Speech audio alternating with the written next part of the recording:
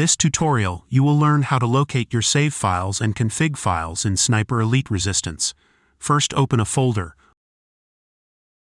Open your C drive. Open Users.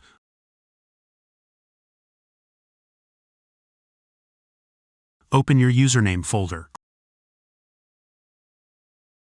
Click on View. Select Show, then click on Hidden Items.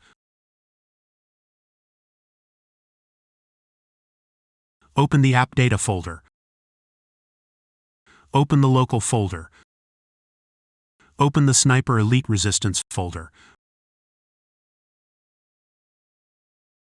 Open the PC Profile Saves folder.